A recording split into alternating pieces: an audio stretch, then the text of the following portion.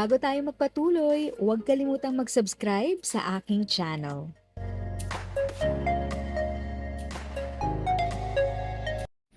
Thank you sa pag-click ng aking video. Good day po sa lahat ng ating SSS pensioners. Sa mga bagong viewers at napadaan lang, by the way, I'm Tita Eda.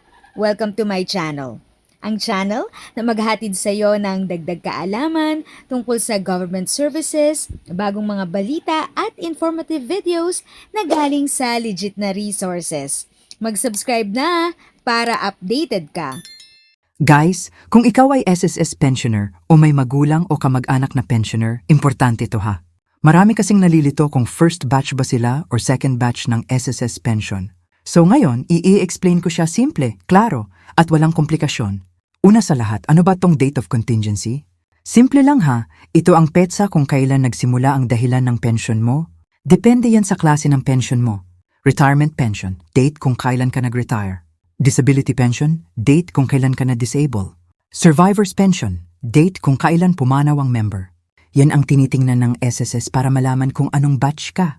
Kung ang date of contingency mo ay mula ika-1 hanggang ika-15 ng buwan, ikaw ay kabilang sa 1ST batch pensioner. Kailan pumapasok ang pension? Every first day of the month. Ngayon, kung ang date of contingency mo ay mula ika-16 hanggang ika-31 ng buwan, automatic 2ND batch pensioner ka. Kailan pumapasok ang pension? Every 16th day of the month. Guys, take note ha, ang pension ay hindi eksaktong alas 2 ng hating gabi. Karaniwan 4 PM onwards siya pumapasok. Mas okay kung may online banking app kayo para ma-check agad. Hindi na kailangan pumila agad sa ATM. Minsan kasi late afternoon or gabi na talaga siya nagre-reflect. Pwede niyong i-check sa SSS online account, My SSS, pension notification mula sa SSS, or sa approval letter ng pension niyo. Nakalagay doon ang date of contingency which determines kung first or second batch ka.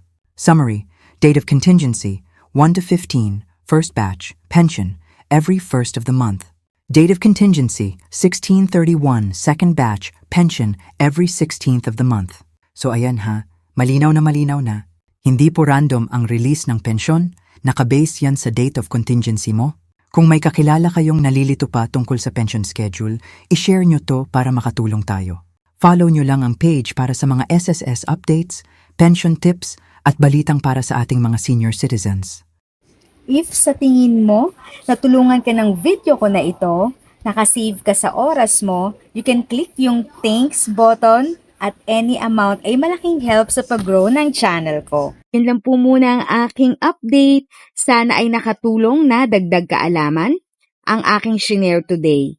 Ang goal ng aking channel ay mag-create ng awareness. Kung ganitong mga topic ang gusto mo, panoorin mo ang mga videos ko na ito.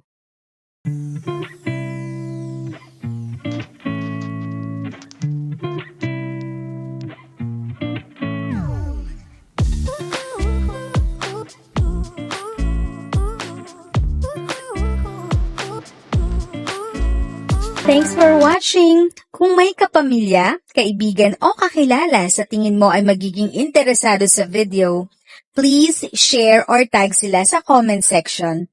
At syempre, if nagustuhan mo ang video, i-like mo na ito at subscribe ka na din. As always, feel free to write your questions, comments, and opinions respectfully. And continue to be a blessing and stay safe!